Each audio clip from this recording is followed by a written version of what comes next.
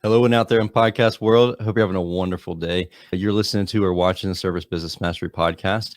Myself, Tersh Blissett, one of the hosts, sitting along virtually next to my co-host, Joshua Crouch. And who is now in Arizona. Finally. Yes. I feel like I've been talking about it forever. Yeah. And then every time I talk to you, I was like, when is it that you're going to move again? You must have asked me about 12 times. I was like, I promise one day I'll remember the date, and then you move. Now you don't have to ask anymore. I'm here. No more asking. Yeah. It's very early for Josh. So we're probably going to start changing our times a little bit. Josh is. I didn't realize that. It was I think it was Monday this week, and I texted Tersh and I said, you realize this is like 6:30 a.m. out here. So I just got off the phone with Julie and it's 4:30 in the morning her time, or 3:30 in the morning her time. She was probably already awake and kicking ass, I'm sure. She hadn't gone to bed yet. I don't think she's going to, because she's getting ready to fly out. So, okay. Yeah, it's the most ridiculous flight from Hawaii to Savannah. It's because of time differences. It takes a full day to fly. But yeah, that's not why we're here today. We're here, Andy Humphrey. He's got his own podcast. We're going to talk a little bit about sprinklers and that side of things. We don't talk about that on our show a whole lot, like the landscaping service world. And it's one of those things, as little known fact, I don't know if anybody here actually knows this. My grandfather, David Blissett Sr., you may not even know this, Tersh is short for tertiary, which is Latin for three, because I'm David Blissett III. Long story short, David Blissett Sr. had a landscape company my entire life, nurseries and everything else, my whole life. And that is pretty much the only person that was an entrepreneur, other than my uncle, who started his business about the same time I started my first one, that are entrepreneurs in my family.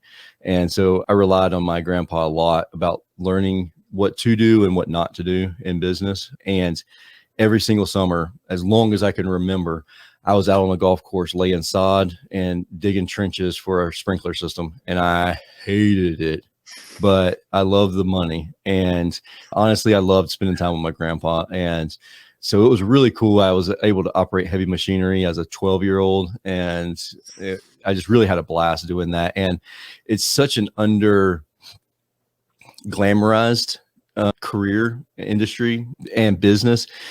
And it's wild to me. And Andy and I haven't spoken at all, really. And Josh, we met at Podfest, I believe it was, and in Orlando.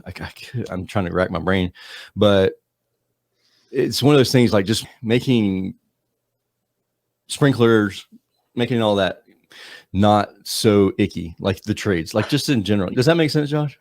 It's the same thing we talk about with heating and cooling and plumbing and all these things. But Andy is the self-dubbed sprinkler nerd, and he's done a lot for the irrigation industry, including he's even had some chance to get on ABC Shark Tank, which if you're an entrepreneur and you listen to this, you probably know Shark Tank. That's like one of my favorite all-time shows.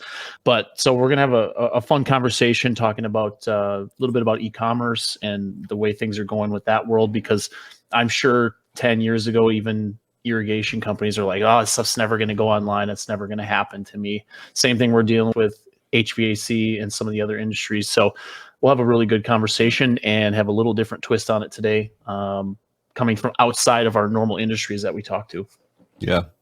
And I feel like it's been forever since I've been here. Last week I was actually It has been, dude. I was whitewater rafting with the 30 teenagers, which was awesome. Nobody died on your watch, so that's good. Yeah, nobody got hurt. No, but my son on a self-guided so we get there, they have 5 boats and they only have 3 guides, and they look at me and the youth minister and like, hey guys, we need you to guide 2 boats. We're like, oh really? Okay. And so Tyler and I were like, I hope we don't kill any kids, but they didn't. They all survived. All right, let's get started with the show. First, I want to say thank you to the guys and gals at Sarah, amazing sponsors and partners of the show. And if you don't know anything about Sarah and you've ever listened to the show, just listen to this intro every single week. But Sarah's a great platform, and we're learning more and more about the things that they're introducing. They have a telecom portion of it that's new and out, and really interesting. We're actually going to do an episode with Billy on that. But if you need a CRM, if you're looking for a CRM for your service business, I think, Josh, correct me if I'm wrong, they mainly focus on HVAC, plumbing, electrical. Is that correct? I believe so for now. Yeah. So if you're in those trades, check out Sarah. You want to talk about Company Cam? Yeah. No, another great sponsor of the show, Company Cam, helps in a lot of ways. Honestly, it helps bridge the gap between a lot of CRMs are really good about collecting customer records and invoicing, some of those things, but the gap of having photos for your business. And honestly, coming from the digital marketing side, we request photos from clients literally every single week. I even have automations built to remind clients to get us photos because it is so important. So something like Company Cam can organize and structure those things where you know exactly where it was taken. The metadata on the photos stays with the photo, which if we put that photo on your website, Google reads that, we start getting in the weeds with that stuff, but it's really good stuff. I would definitely check them out and see how that extension can work with hand in hand with your CRM. They have a lot of integrations and stuff like that. I would definitely check that out. Yeah, and we have a code. We'll put it in the show notes, but use that code and you get 14 days free. So, yeah, with that being said, let's get started. Are you looking for valuable business advice to reach that 7-figure revenue mark? Do you want actionable tips to properly navigate through every business challenge you encounter along the way? Let Tersh Blissett and Josh Crouch be your guide in getting you to the top here at Service Business Mastery. Tune in as they sit down with world-renowned authors in business, leadership, and personal growth who share valuable insights about management, marketing, pricing, human resources, and so much more. Let their nuggets of wisdom gold guide you in owning a thriving, profitable, and ever-growing business. Here are your hosts, Tersh and Josh.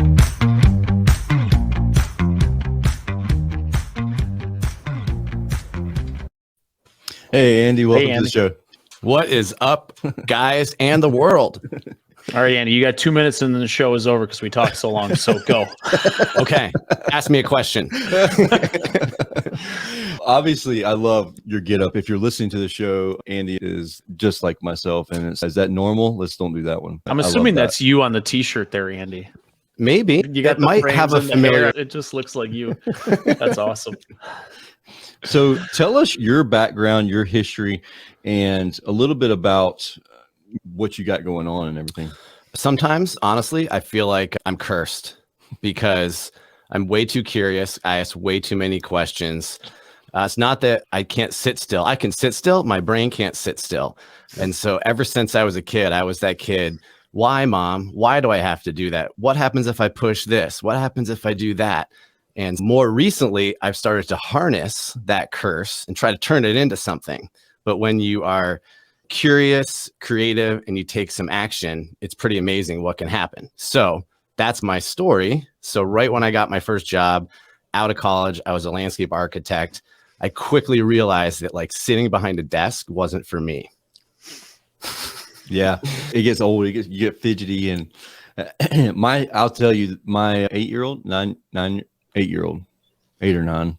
They change birthdays every year. It's hard to keep track, but he's the same way, man. It's like, all right, Memphis, stop. I want to say, stop asking questions, but I don't want him to ever stop asking questions. I want him to keep asking questions. So I'm like, yeah. And sometimes when you're like that, school is more difficult. Yeah, I could sit still in school. I wasn't fidgety, but my mind was like all over the place. And I'm only now realizing that's why I wasn't as good at taking tests and regurgitating information. But give me a project, give me something to do, let me be creative, and I will get an A every time. That's really cool. Yeah, you have very creative thought process. So you have obviously very professional setup here, and you sound amazing. Would lead us to believe that you have some sort of podcast as well. I do. Yeah. It is called the Sprinkler Nerd Show. And that took a long time to start. I would say that there's a lot of having an idea and the idea stirs. And then you're like, all right, damn it. I got to do something with Why this. Why hadn't I started this 6 months ago? Yeah. Yeah. How long was it that you were thinking about doing it before you actually did it? Honestly, probably about 5 years, because as soon as I started listening to podcasts myself, I'm thinking, man, and not service podcasts, I'm talking digital marketing, e-commerce, the other sort of skill sets that I was learning. I'm like, man, how come this doesn't exist in my industry? Yeah. That's exactly what Tersh did. Exact same thing. Like so here's what happened to me. I had an hour to drive to my kids' private school, and then an hour from there to my office, and then an hour back home. And so I drove that every single day, and I was listening to Michael Gerber, E-Myth, and everything I could pick up, Donald Miller's books, and I was listening to everything I could on the truck drive. But then I was like, man, this is getting expensive. I'm buying a new book every day. And then that's when I picked up podcasts. And then I was like, all right, Michael Stelzner, all those good things, just like you mentioned. And then I found Brian Orr's HVAC school podcast, and I was like, oh, this is cool. It's in our industry. He's talking technical. I was like, I reached out to him just randomly. I was like, hey man, do you know of any business podcasts in the HVAC world? And he was like, no, I actually don't know of any business podcasts. Why don't you come on the show and we'll talk business? I was like, let's do it. And then that turned into this snowball of a thing that we got here in 2017 is when we started it. So yeah, same thing. And it's a good reminder that you don't have to create something brand new that the world's never seen. You just have to find something that's working somewhere else and make it work somewhere new, right? Yeah, exactly. You didn't invent podcasting. I didn't invent podcasting. I just saw it working somewhere else and was like, oh, I think I could do that too. So how long, this is not our topic here, but I want people to really pay attention to this because there's so many people who listen to the show and they're talking about starting a local podcast. Josh and I have talked about this before, about starting local podcasts to really become the expert in your community. And then you get this, well, one, you get a little imposter syndrome, but then you get a little bit of everybody's doing that. When in reality, something I learned at PodFest is, I don't want to tell the numbers wrong, but there's a ridiculous amount of people that are doing blogs, written blogs on their website and YouTube videos. But that compared to the amount of podcasts, podcasts are tiny, even though it feels like there's so many people that are doing it. How long did you feel like there was a saturation once you actually pulled the trigger and did it? Or so here's the thing that I try to remind myself. My audience is still not yet listening to podcasts. Not every landscaper and irrigation contractor is listening to a friggin' podcast. We're talking about early adopters are listening. Yeah. And early adopters are a small percentage of any market, right? Technology doesn't just run rampant in the service businesses. They're not lining up for the latest and greatest tech widget that's going to help their business. And so the audience is probably still 3 years out before it really starts to take off because they're just not sitting there lining up to listen to podcasts yet. Yeah, I would imagine, thinking back to my landscaping days, the guys I ran with, if we listened to anything, it was going to be something like a Joe Rogan. That's the only, some podcast like that, not necessarily thinking about the business side of things. Something to entertain you during the day. Yeah. And that's still true, man. Nobody wants to listen to like how to put pipe together better. Dude, they know that. Yeah. They want some information and they want to be entertained. They want both of those together. And probably entertainment is more important sometimes than the information, because in order to be engaged in the information, you have to be engaged first. 100%. Yeah. No, and to hammer Tersh's point, just looking up on Google, there's more than 500 million. And I think that number was back in 2019, 500 million blogs. And I think there's 2.5 million podcasts or something like that. Yep. So if you put it in perspective of those two things, we have a long ways to go before we get to that point. But, and again, there's so many people that start podcasts, and as Andy, keeping this going, it can be a grind at times, especially when your business is busy or you got other things going on. Then, this is like the last thing you're preparing for the day. Yeah. For me, what's difficult is talking blindly into the microphone. I can do interview chats all day long. That's comfortable. It's easy. Because you can see people. But for me to talk to myself is freaking hard. I will be honest with you. There's 17 of me, so it's a different person I can talk to. We can have conversations all day long. So you mean in your head there's 17 of you? Yeah. No, I'm kidding. But that sounds like a great podcast episode. Yeah, but I think that, so to me, the podcast is all about unity, right? So I think and content. So it's partially content, also community building. And so for me, when I look at the world of either service or commerce, you have commerce, content, and community. When you put all those three things together, you really have like media company. And I feel like where the world's coming together is if you were a product only company, Now you're bolting on like some YouTube and some podcasts and some like private Facebook groups, and everybody's just becoming their own little media companies that are made up of commerce, content, and community. That's a really good point, because that's the identity that I struggled with for years with the podcast when starting it. And I'm just thinking in my head, 2017 is when I started the podcast. I don't know for one, how I've continued to do it. This is probably the only thing that in my life that I didn't go, oh, shiny object, I'm going over there. But it's once Josh came on board and we could wrap our heads around like, all right, this makes sense. That community and everything that you just mentioned right there is really, when you see a brand, a good brand, like I'm thinking like Black Rifle Coffee Company or something like that. Like they have a great product, 9-line clothing apparels here in Savannah. They have Black Rifle Coffee there as well. But it's a product, but then they build a community around that product. I got ink all over my hand, but ADD's kicking in over here. But it's really true, though, what you said, building that community, and then the podcast, then the media comes along. It's like those places are 9-line's a t-shirt company. That's what they do, is t-shirts, but they're more of a media mogul now, almost, because of all of the influencers and everything that they have. Yeah, because you might only need to buy something maybe once a year, maybe once a month on an interval. But how can you stay engaged and entertained where you also feel like you believe what they believe, so you're on the same sort of wavelength? How do you so e-commerce? Let's talk a little bit about e-commerce. How do you keep that engagement without becoming spammy, in your opinion? Add value, not coupons. So I would say if you remember that, and I didn't coin that term, my mentor George Bryant coined that term, but it applies to service businesses also, because in service business there's often either a race to the bottom or a void feeling where you're like, oh, let me just get a coupon, give them a discount so they'll sign this agreement. And it's, dude, stop discounting and start adding value. Yes. 100%. Well, I think that's the way a lot of coaches and a lot of even marketing companies and stuff are like, hey, what promos do you have that we can run this month to try to get those conversions for a certain percentage of the population? But in reality, nurturing your own customers, because everybody's got a list. If you've done one service call, you got a list, right? You got a list that you can start to nurture, and you can start to give education. And just from my own company, I have not done any advertising in the 2.5 years we've had a business. It's all been educational content. That's how we built it. That's all we've done. At some point, we'll probably have to step on the accelerator a little bit, but it's been really good. And I know Tersh has done some of that stuff too. And I saw, just looking on your website, you have a lot of YouTube videos, which I'm assuming go over the products and how to use them and things like that, depending on who your target audience is.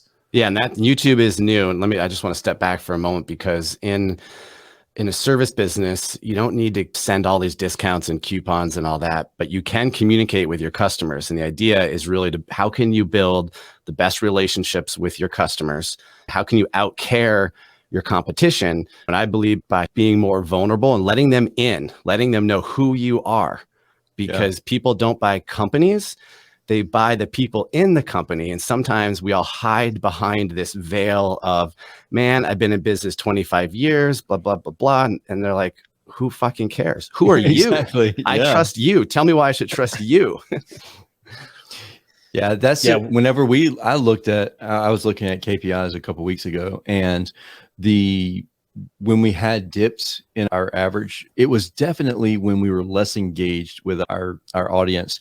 And it was definitely whenever we were grinding. So internally in the business and in our HVAC company, we felt like let's go.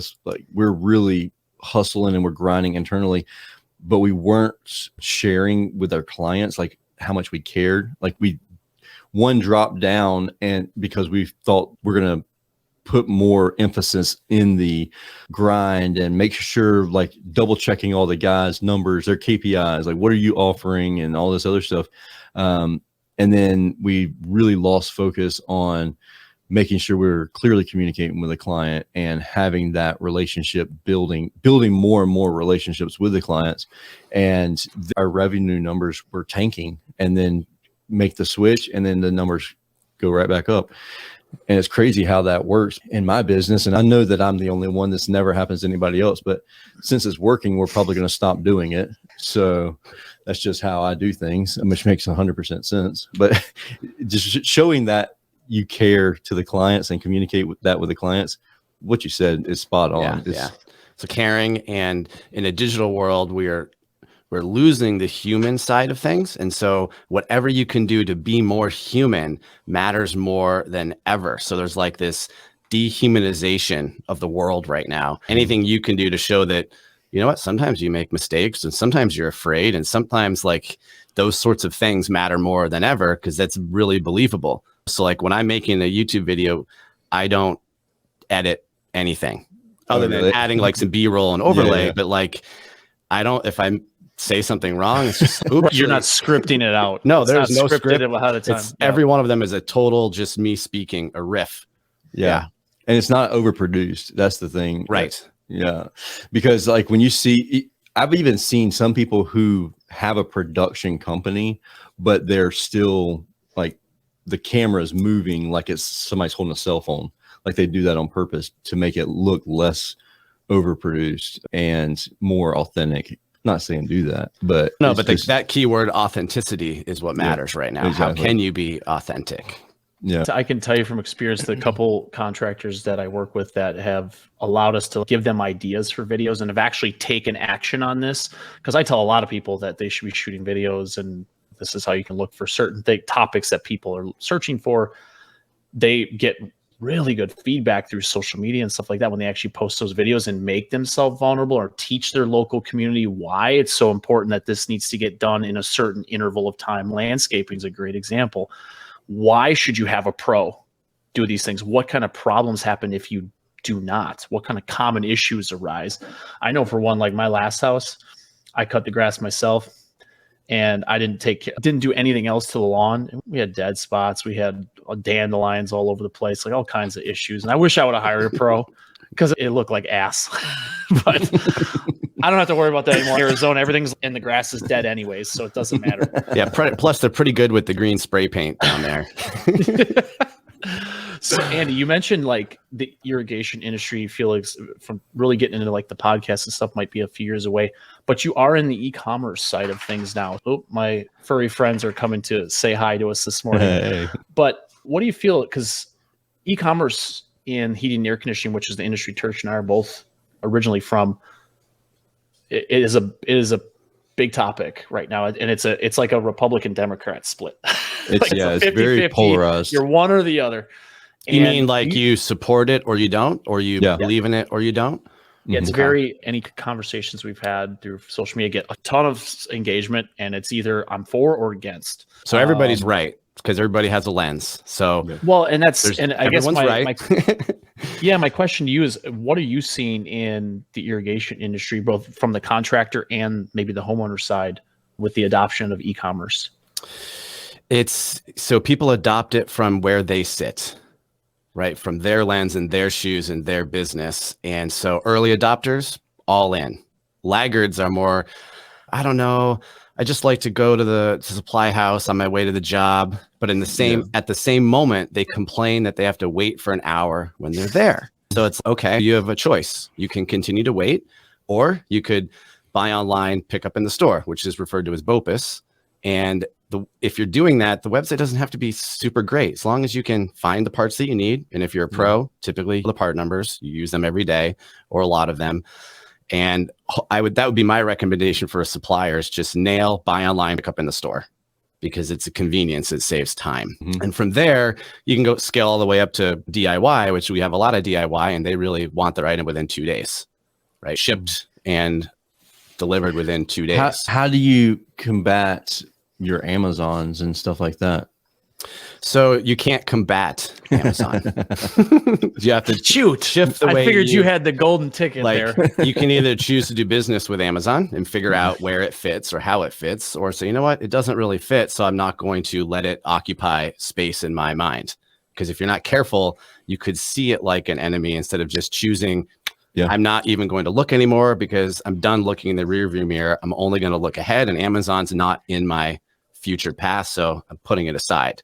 there is a ton of opportunity on Amazon, especially with non-sexy items for someone who is in the industry and wants to source some particular repair part and put it for sale on Amazon, or some kind of a kit to sell direct to consumer. Tons of opportunity. Landscape in general is a love-hate relationship for me. We have 250 acres, and cutting grass, I'll do it. It's not something I love doing, because every time I do something, I break it when it comes to landscaping. We have a zero turn that I bought 2 years ago now, I think. I don't know what I hit. I hit something. Somebody hit something. My son hit something. I don't know. But it's probably a sprinkler. Yeah. No, we don't want to have any sprinklers, or else it probably definitely would be. It definitely they don't need any help growing the grass in Georgia. Oh my gosh. It was probably a root is probably what it was. But anyways, seized up a bearing, broke a blade, and man, it took forever to find these parts. And found it on Amazon and got it shipped here. And they actually, the store at Amazon, on Amazon, actually had the right size blades and everything. And so it's like, all right, so now I'm not even going to go to Lowe's anymore and purchase these blades. I'm going to only shop from this store that is on Amazon. And so I'm like, if that person would have been like, I'm only going to sell local and I'm never going to sell online, I'm never going to sell on Amazon, because this particular store is the only store that had the 3 bearings that for the deck and the blades, and I wouldn't have been able to purchase it, and I wouldn't be able to purchase it repeatedly whenever I need blades replaced. So what you said makes perfect sense there. We could definitely, if it becomes an enemy, then that's all you're going to think about is how Amazon's stealing all your customers and all this other stuff. Whereas you can just honestly just team up and work with them. Yeah. Or stop worrying about them. Yeah. Or just take it right out your mind. Here's what we have in our store. If you're a physical store, the problem is that shelf space is limited. Yeah, so that must have been a rare part-ish that you were looking for. So people local didn't have it because they only have so much shelf space and they got to maximize turns and all that. So that's what they should focus on, and not be worried that, man, one customer in 2 years came looking for that and they couldn't find it. So they went to Amazon. Exactly. Yeah. That's a great point. Yeah. And so as it relates to me and my e-commerce, what I built and how I describe it is a digital layer on top of wholesale distribution. So I'm tapped into 8 different wholesale suppliers around the country so that I can have a broad inventory base and have it regional. So if you order some parts and you live in California, I can ship from California. And the parts that people buy in California are slightly different, let's say, than New York or Florida. And you couldn't really take that breadth of product and put it under one warehouse. You could, but financially, it just wouldn't make any sense. And I believe that the parts are already on the shelf somewhere. And so sprinklersupply.com is what I might refer to as like ship from the shelf. Ordered online, and then there's a wholesale distributor that takes it off their shelf, puts it in a box, and ships it. So how often do you have a problem with stuff not getting shipped when it's supposed to be? Not anymore. 10 years of this, we built pretty good systems. There's times that it's one of my vendors will say, oh yeah, the other store that's in Bluffton, they forgot to ship it out yesterday. I'm like, are you serious? Because I already told my customer that it's going to be here today. Yeah. So one thing that really changed that helped us was we started to, every day, we send out a report to all the shipping locations. Did they ship 100%? Was it 90%? And everyone's on this email. So there's a little bit of accountability. No one wants to look to their peers like they didn't meet their SLA that day. Yep. That makes sense. Absolutely. No, so when it comes to e-commerce and contractors, do you see contractors like irrigation companies, landscape companies start to offer products or services online and then fulfill those things and maybe just provide the labor or anything like that? Are you seeing any sort of shift that way? Sometimes what we are seeing is that the largest B2B traditional service companies, the largest irrigation companies, let's say, really have the best relationships with the wholesale suppliers, because that account manager, right, has a book of business. He's, hey, man, this guy's worth 100,000. They focus on contractors that are worth, let's say, 50,000 and up, but likely more like 100,000 and up. But you have these, what I think are like a tier 2 business. It could be the grounds manager at a park district. It could be the maintenance manager at a large corporate complex. They're not installing sprinklers for a living, but they're an advanced DIYer. They can go fix that sprinkler. And they're small enough where a wholesale distributor's account manager doesn't want to spend their time on that guy. Yeah. But that guy doesn't need to go to a branch to pick something up. He can just order it. It's like a tier 2 business to business. And those are the guys that are ignored right now. So kind of like MRO business a little bit, but there really isn't MRO business for irrigation supplies. If you have a maintenance manager at a Hilton hotel, maybe they can buy the repair part for the furnace and put it in themselves without calling their HVAC service tech. Yeah, totally. Now, as far as consumers instead of B2B, I think Josh was asking, do you see any of your contractors that are purchasing from your site or anything like that? Do you see any of them building out their own e-commerce on their website for their consumers? Have not seen that. I do think there is an opportunity for that. It's something that I've thought about, just leveraging, like digitally, I could leverage my inventory for them. They could resell our inventory on their website. But again, they're not out here all screaming for new technology. That's pretty far advanced for them. A lot of them don't have a website. They don't even have their own email. It's just like Joe's Lawn Service at gmail.com. We're talking like, a lot of these guys don't have any of that.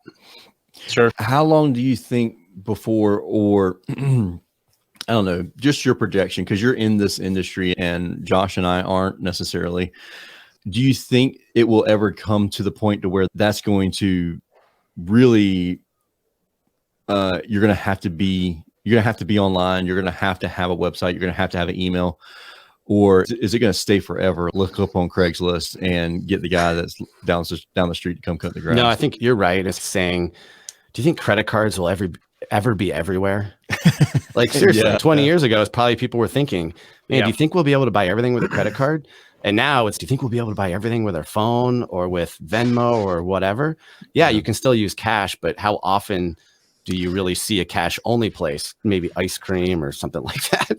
Yeah. So I think it will. Yeah. And all I want to do when I see that is be like, you guys need a card reader because I don't carry cash. Dude, I'm going to tell you. Are you not reporting? I get exactly. We have a chicken place right down the street. Like, it is good fried chicken, but it's only cash. And they're only open for 3 hours a day, but it's packed for that 3 hours and everybody comes in and pays cash. And I'm like, wait a minute, something's not on the up and up right here. I don't believe. But and if I had to predict, I think what we're seeing is technology coming from the bottom up, meaning consumers will demand it, and that's when the change happens. It's not it's not top down where the contractors roll it out. They're only doing it because it's coming from the bottom up, and that's I think a shift. We're seeing it on Wi-Fi timers and things like that. The contractors aren't the ones out there convincing their homeowners of it. The homeowners are actually the ones convincing the contractors, hey, man, they've done their research. I want that Nest thermostat. And the contractor, dude, that's a consumer product. We don't install Nest. That conversation like, where does that come all together? the time. Oh, yeah. It happens a lot. And believe me, I built my house.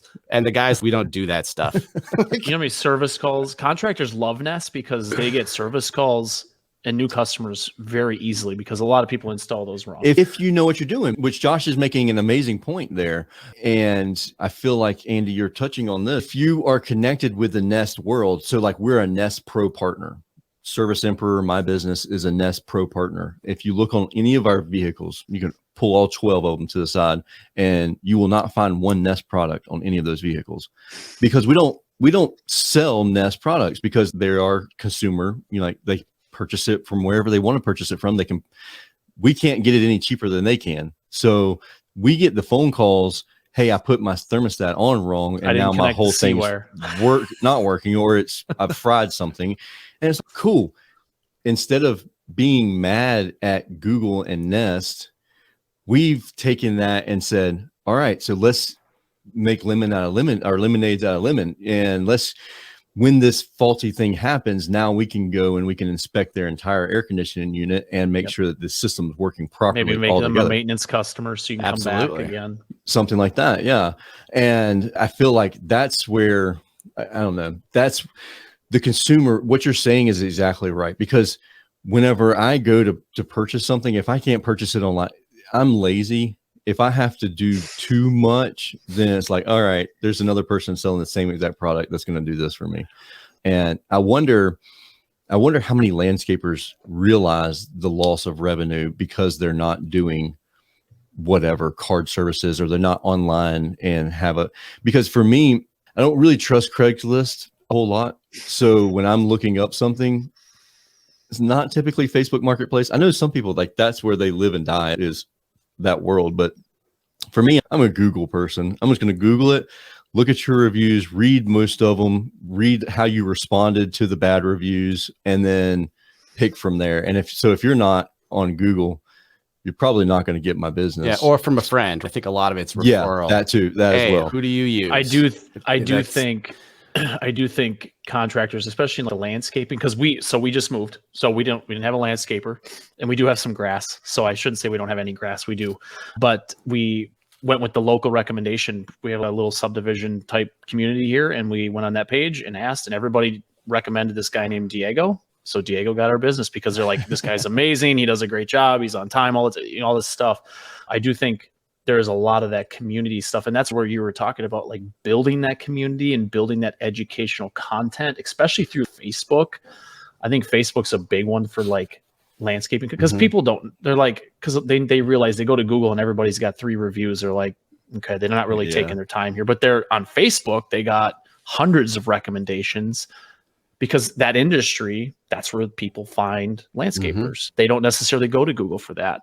And I think it's knowing your industry too. But that educational content that I know I've seen on your website and stuff, that stuff goes. It's a peace of mind thing too, because for real, like, if you're going to educate everybody, then I know that you know what you're talking about.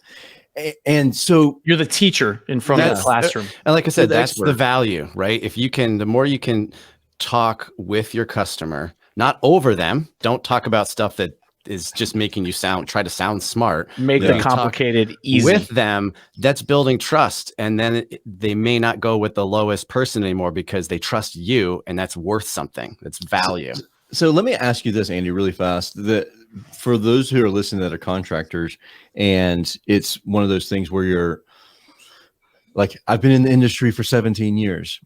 I don't know what the people want to know about. I don't know what to make of content video about. What do you say? How do you say to answer that question? I would say, okay, if you've been in the industry in 17 years, what have you learned that is value? Like, and be in the customer's shoes. What do they want to know? Can you walk them around the house and show them exactly what you're going to do? Show them what. So when I worked for a landscape company in Maryland, my first job was at Chapel Valley Landscape Company. And when I first got into irrigation, it was from the design side. So I was doing CAD drawings of irrigation systems. And then I got into sales, and what was working is we would draw up the irrigation system, right, on CAD, and then show it to the homeowner. This is where we're putting your sprinklers. Here's where the pipe is going. And our close rate was like as close to 100% as you could get, because no one else was doing it. They were using carbon copy. This was 20 years ago. And holy shit, we looked like we knew what we were doing, and we did, but there was real value there. And it took the questioning out of it. I think for contractors, we have this I don't know, this black cloud above our head of just really either going to get one over on you, or they're not going to complete the job, or not complete it like you had in your mind. So for you to draw out that CAD drawing, and then they're like, oh yeah, this is exactly what I had envisioned in my mind. Or actually, no, I'm glad you wrote that out, because I was thinking we could put this over here, this sprinkler head over here. And then you're like, no, I can't put that sprinkler head that close to whatever, the electrical panel or whatever the case is. And so then they're like, oh, okay. So there's less frustration. You have that clear communication, clear path of communication. Yeah. And it's just a win-win for everybody. And that's all trust. When we built our house 4 years ago, and it's a walk-in on the ground level. So the ground level is our basement. And when they were putting in the HVAC and the air duct returned, it went across the the ceiling on the basement level. Yeah. And it had to drop it on one section by 2 feet. And they're walking me through, here's where we're going to put that. And I'm like, what? Wait, yes. Why didn't you show this before? Like, why are we doing this now? This should have happened like long time ago. Then I would have known that right there was going to be, the ceiling was going to be lower. Yeah. That clear communication, that's a tough one, over communicating, because as a service technician or whatever, whenever you're talking to a homeowner or a consumer in general, it's a fine line. Like Donald Miller, he talks about building your story brand and making sure your platform's not overly complicated. But then so if you are talking on a level between 1 and 10, you're at a 10, your number 10 that's your intelligence level, but your consumer is like a 2. When we dumb things down, quote unquote, dumb things down, we typically dumb them down to a 6, maybe a 5, but we really need to be dumbing it down to a 2 so that they can really consume. And you're talking to grandma, remember? So yeah, explain exactly. it like grandma can understand it. Yeah. And so as a technician, you don't want to be like, what's the best way to say this? You don't want to talk down to people, like you said before, but you don't want to talk to them, find out what they're interested in, walk them through find something relatable that they can understand. Yeah. No, I like it. That's good stuff, man.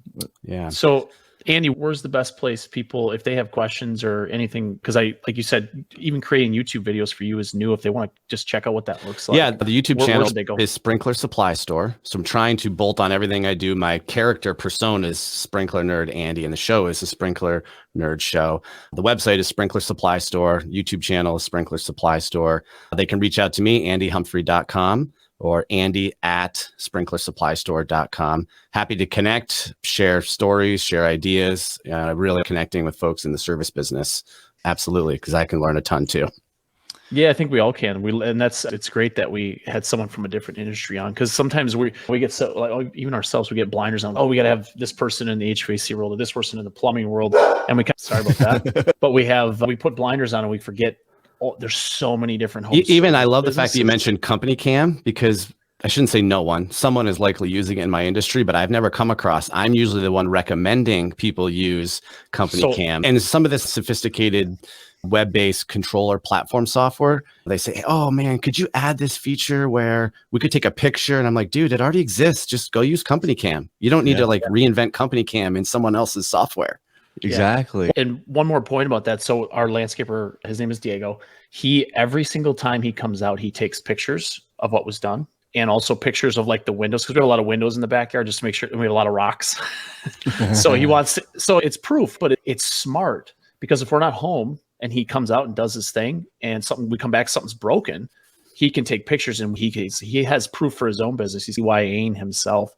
It's so true that doing those types of things and leveraging the technology that already exists. There's technology for literally just about anything you could possibly imagine. And I think you had on a woman named Hannah. She was like talking about Gen Z in the workplace. Yep. And I think that everything we talked about is going to be true once the Gen Z is in the business and the business is run by Gen Z. Everything that we talked about just makes sense.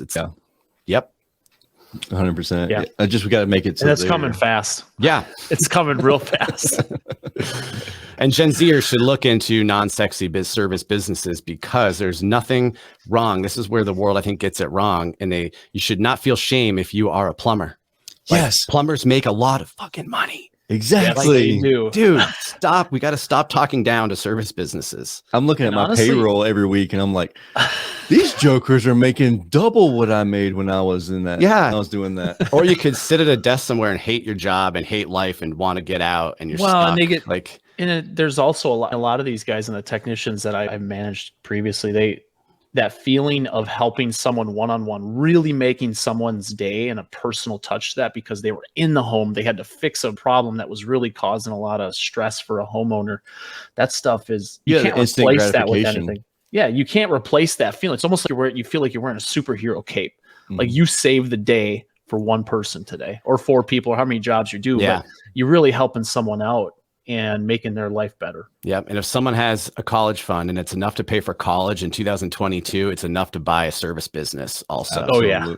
Oh yeah. Amen to that. Yep. 100%. 100%. Cool, Andy. Man, we really appreciate hanging out with us and chatting. Yeah, my pleasure. Make sure you check out the Sprinkler Nerd Show podcast and follow Andy and connect. And if you have any questions at all, don't hesitate to reach out to Andy. Yeah. Josh, you want to add anything? No, this was great. I think we need to try to find some more people in different industries. It's fun. It's always fun to connect with people that have different industry, different insight, different experiences, because I challenge, landscape is a great example for HVAC because landscape is a repetitive business, right? Usually it's like once a week, once every other week. And our service businesses that are like maybe once a year, we try to make it that. Maybe we can learn something of how these landscapers are doing those types of things. Yeah, not only that, and I have to always remind myself the difference is that there's no barrier to entry to landscape. None. Sure. Like you don't need a certification. You don't need, you need a push mower. You don't need anything. Yeah. So it's very entrepreneurial. Yeah. The thing that I love about the sprinkler industry and everything is there's a lot of it that I grew up doing it on the golf courses.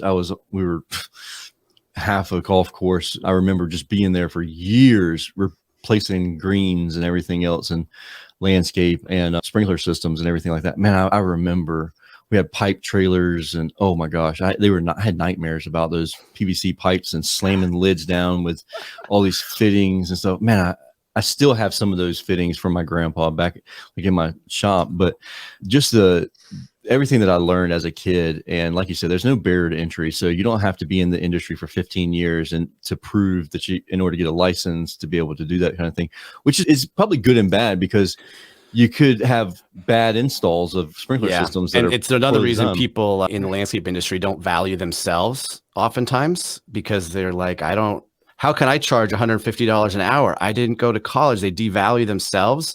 So true. Where if they had an actual license, a certification, then that can feel like there's something else. But really, you just got to value yourself. That's it.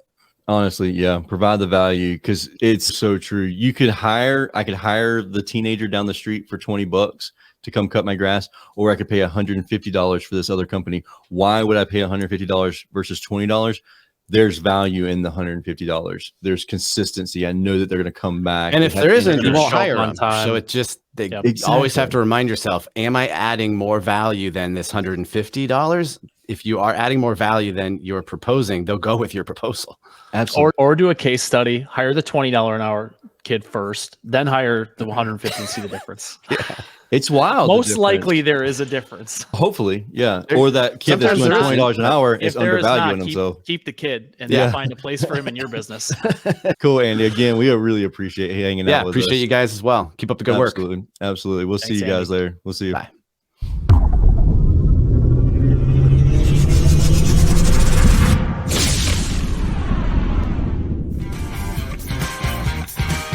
Thank you for listening to this episode of Service Business Mastery. Now that you are equipped with essential business advice from this impactful conversation, you are one step closer to becoming the successful owner of your dreams. If this episode has been helpful to your business journey, don't forget to subscribe to the show, leave a rating, and share it with other owners as well. Visit servicebusinessmastery.com to learn more.